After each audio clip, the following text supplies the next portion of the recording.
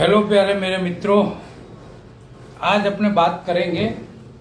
लोग कहते हैं कि बहुत पुण्य करने के बाद में मानव का जन्म मिलता है, पर मैं तो ये समझता हूँ बहुत सारे पाप कर्म करने के बाद में वो भुगतने के लिए मानव का जन्म मिलता है। पूछो क्यों?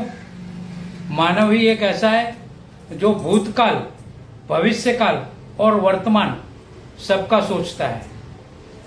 आगे मैंने क्या किया, अब क्या कर रहा हूं, आगे क्या करूंगा, क्या नहीं किया, क्या करूंगा, क्यों इकट्ठा करूंगा, किसी के साथ क्या किया है, गलत किया है, अच्छा किया है, वो सब जो कर्म करे रहते हैं ना, वो कर्म की पूर्ति करने के लिए मानव का जन्म आपको वापस भगवान बनाकर भेजता है। आपने जानवर और पक्षियों को कभी देखा है?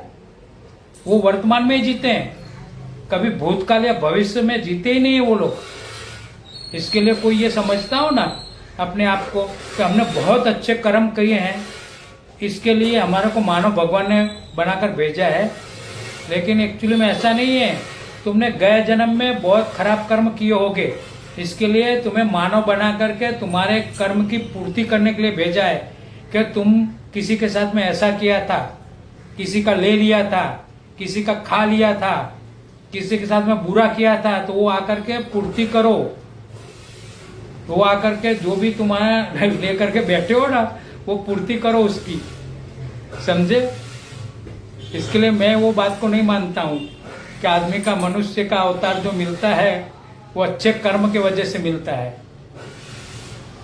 क्योंकि जो किया होता है तो उसको पूर्ति करने के लिए भगवान भेजेंगे ही ना तुमको। वो पूर्ति करो, और करना ही चाहिए। अगर अगला जन्म सुधारना है तो पूर्ति करना ही पड़ेगा। इसके लिए बहुत लोग कहते हैं ना कि अच्छा मिला मानव का जन्म। अरे मानव के जन्म में ही सब कुछ होता है।